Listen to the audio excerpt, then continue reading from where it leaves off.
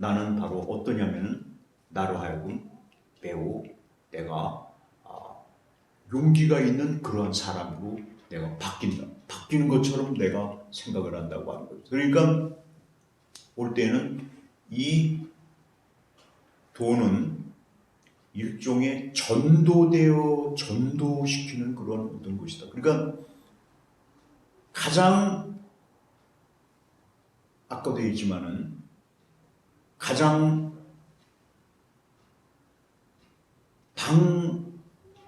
방탕한 사람이 돈이 저 사람이 5천조가 있다고 하는 순간에 저 사람이 막 돈을 막 방탕해가지고 돈을 써도 야, 저 사람 참 멋있다.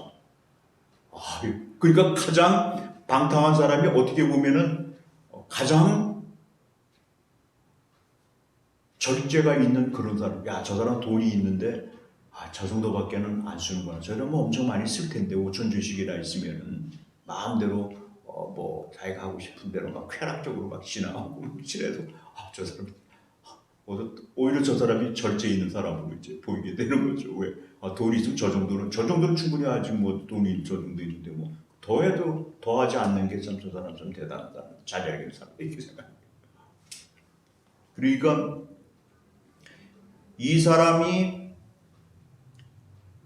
가치가 저하되어 있는 그러한 인품의 사람인데 가치가 있는 사람인 것처럼 평가를 받기도 하고 자기 자신이 그런 것처럼 생각을 하게 되는 것, 즉 다시 얘기하면 전도시키게 되는 그러한 심, 바로 이게 돈에 있어서의 그 전능성을 우리가 구성하는 것 중에 하나다. 그리고 이거를 좀 더 생각을 하면은 그러면 그와 같은 생각이기 때문에 우리가 보통 생각할 때 혹시 이거 아시나요? 이런 말씀 좀 들어보시면 돈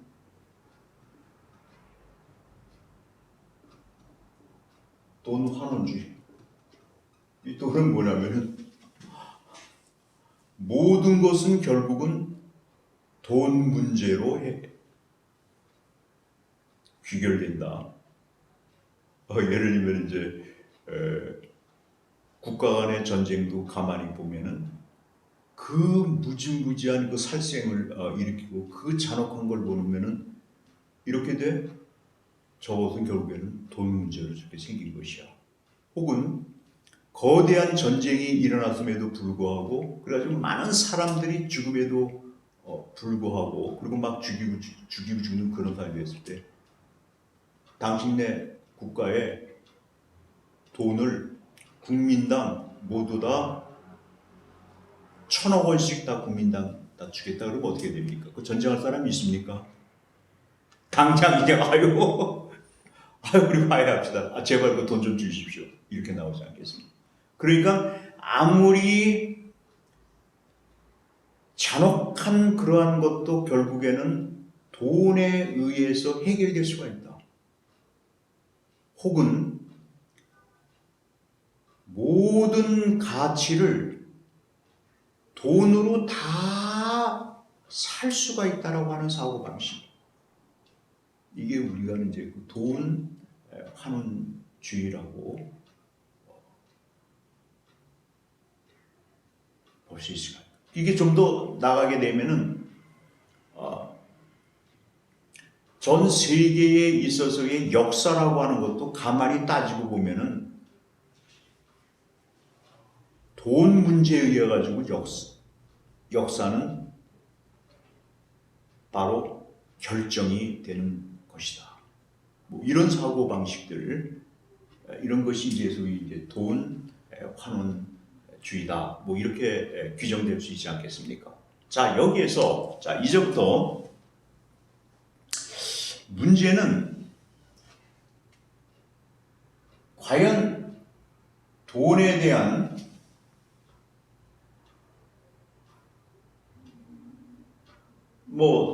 돈에 대한 우리가 그 매력 포인트로 봤을 때 돈은 나의 어려운 그런 점이 있을 때 해결해 줄 수가 있다.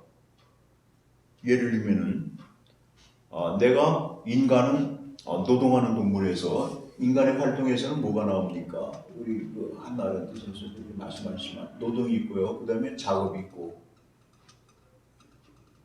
워크가 있고 그 다음에 또 뭐가 있습니까? 실천 활동도 있습니다.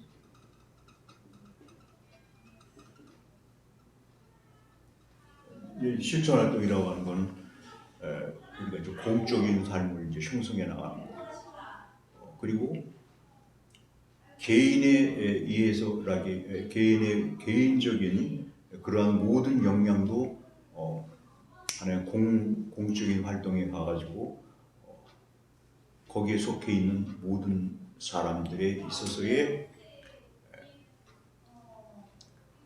행복을 그리고 좋은 삶을 누리게 해줄 수 있는 그러한 그 어떤 활동들, 또 이것은 어떤 하나의 유기적인 활동들, 그런 자기 혼자의 혼자만의 이득을 위한 것이 아니고 사람들의 관계를 형성하고 여기에서 우리는 어떤 하나의 윤리라고 하는 것이 결국에는 같이 사람과 사람끼리의 이런 관계, 여기서 어떻게 하면은 우리가 공동으로 다 공동승자가 될 수 있는 이것이 바로 윤리적 사고 방식인데요. 근데 바로 여기에 이런 문제들, 어떻게 우리가 교제를 사랑하는 이 교제를 우리는 잘 형성될 수 있게 할 것인가?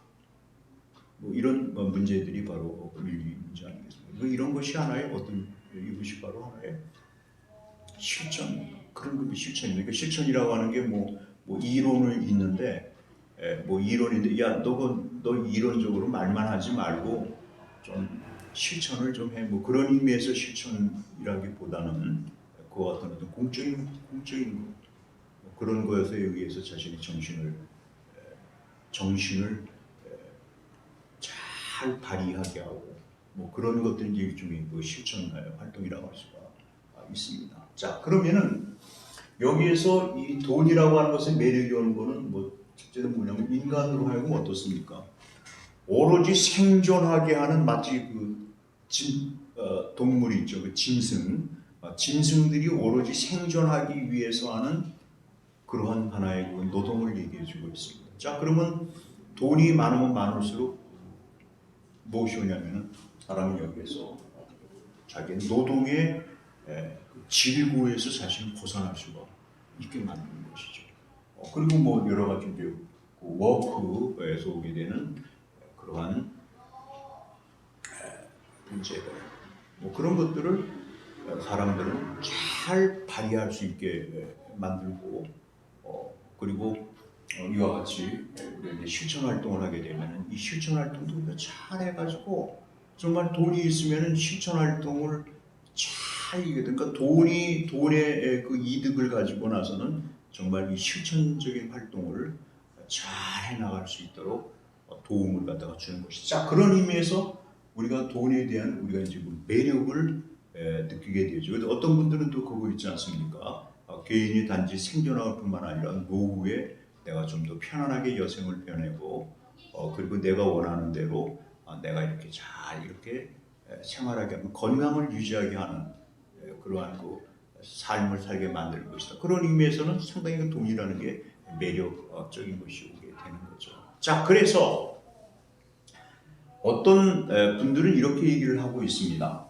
자, 돈이라고 하는 개념이 여기에서 이 매력이라고 하는 개념이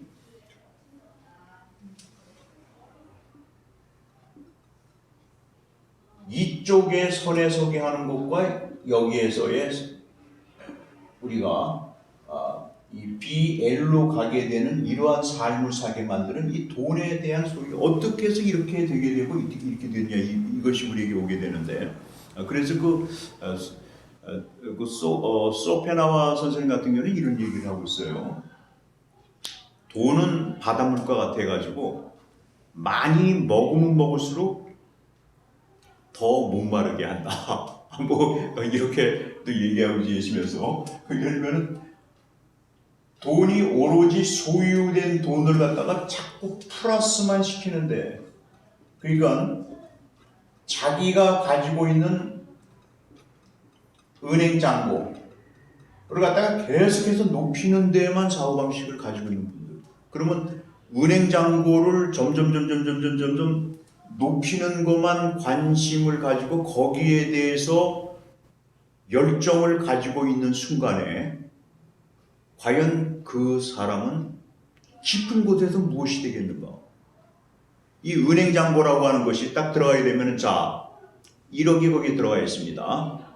그러면 2억을 하고 싶죠. 가지고 다시 문을 갖다가 딱 열고 딱 두들기 되면은 자기의 컴퓨터상에 나타난 자기 은행의 잔고가 있다. 그러면 그 잔고에서 이거 2억이 됐어. 3억이 됐어. 4억이 됐어. 5억이 됐어. 10억이 됐어. 혹은 그 다음에 20억이 됐을 때 20억이 되는 순간에 잠깐 이번에 10억에서 20억이다라고 여기에서 오는 순간에 잠깐 숫자가 높아지는 거에 대한 만족을 느끼게 하는 어떤 기쁨을 느끼게 될 텐데, 근데 문제는 뭐냐면은 20억이 되어 있을 경우에 들어갔을 때에 이거에 대해서 또 30억이 되기를, 그런 공이 하나가 20억에서 공이 아니라 플러스 1이 하나 더 붙어가지고 거기에서 그렇게 되게 되는 거, 숫자가 하나 더 옵니다. 3에서 4입니다. 4에서 50억, 50억에서 80억, 60억, 60억에서 70억. 이것이 왔을 때에 이거에 대해서만 오로지 갖게 되는 순간에 그 사람의 경고서 그것은 끊임없이 오냐면 바닷물을 마시면 마실수록 더 목이 말리게 하는 바로 바닷물이 되게 되어지지 않게, 갈증이 생기지 않게, 이런 문제가 여기에서 들어가 있습니다. 그리고 돈을 많이 은행 잔고가 점점 높아질수록 어떤 경우가 있습니까? 다른 사람하고의 무엇이 있습니까? 경쟁에 의해서. 당신은 지금 1억 가지고 있어. 나 지금 5천만 원이 있어. 라고 했을 때 그 5천만 원이라고 하는 것 자체가 자신에게는 불만족하게 생각을 하고, 그리고 시기심을 불러일으키고 괴로움을 주니까 나도 가져야지. 뭐 이런 사고가, 그러니까 다른 사람이 가지니까 나도 갖는다라고 하는, 다른 사람이 돈을 가졌으니까 나도 최소한 그만큼 가져야 되고, 혹은 나는 그보다 나는 더 많이 가져야 된다는 끊임없이 이런 비교 의식에 의해 가지고 소위 어떤 의미에서는 돈의 양적인 소유의 관계를 이제 갖게 되는 것. 이러한 사고방식 할 때 끊임없이 비교 의식에 의해서 양적인 것에 의해 가지고 비교 의식을 가지게 됐을 순간에, 그럴 때에 여기서 소외된 점이 될 것이다. 그러니까 그러면 이러한 것에 의해서 오는 것이 있는데, 우리가 사실은 추구해야 될 것은 어떤 거냐면은 소유에 대한 소유된 돈이 자꾸 플러스가 됐을 경우에 이것이 꾼 라이프로 가게 되는 것이 어떻게 되냐. 그래서 이 영역인데요.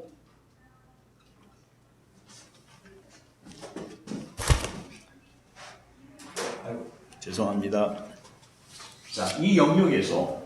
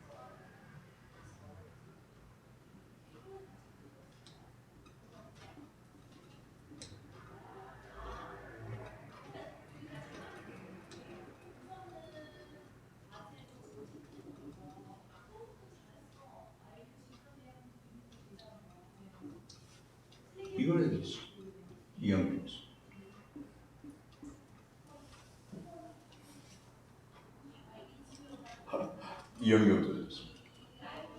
그러니까 소유된 돈의 이익이 어디에 기여하냐면 사회적 선 혹은 사회적 좋음으로 상호작용할 수 있는 이 영역, 혹은 소유된 돈이 인격의 존엄성,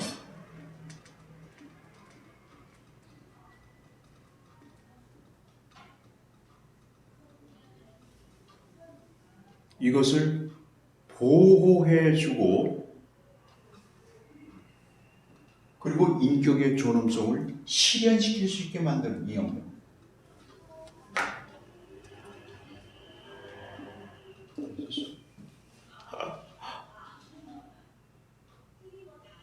그러니까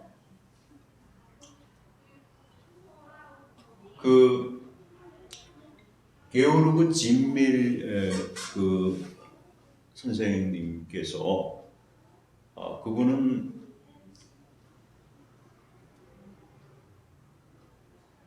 돈의 철학이라고 하는 것을,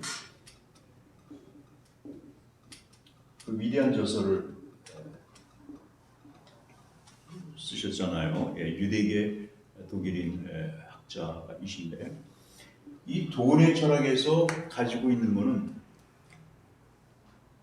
이 당시에 가지고 있었던 그 사람들의 이제 사고 방식이 하나가 당시에 이제 자본주의와 자본주의에 대한 이제 대립에 오게 되는 이제 일종의 그 사회주의적인 관점에서 자본주의라고 하는 개념에 대해서 매우 비판적으로 나가는 그러한 시기에 이 게오르그 진멜 선생님께서는 자본주의의 토대가 되거나 혹은 자본주의에 의해서 형성되어 있는 그런 소위 이제 돈의 경제에 대한 순기능과 역기능을 같이 생각을 하면서 결국은 일면도로 화폐, 이 돈이라고 하는 것이 주는 사회적, 심리적 그리고 경제적인 그러한 것에 부당한 상황에 대해 부당성에 대해서 일면적으로 하지를 말고 이것이 이 화폐, 이 돈의 경제에 있는 그러한 측면에 있어서의 인간하고 인간의 영혼하고 이 돈의 이 어떤 이 문화하고 잘 조화를 이루는 그 길이 과연 무엇인가를 논의를 하셨던 그러한 사유가라고 할 수 있다. 그분 같은 경우에는 철학자이신데 또한 이제 사회학자이기도 하셨는데요. 자, 그러면은 돈은 만악의 뿌리다라고 했을 때 무조건 돈에 대해서 이것을 우리가 이렇게 보게 되면은, 자, 이렇게 보게 됐을 때 돈에 가지고 오게 되는 이 불행성, 이 역기능성이겠죠.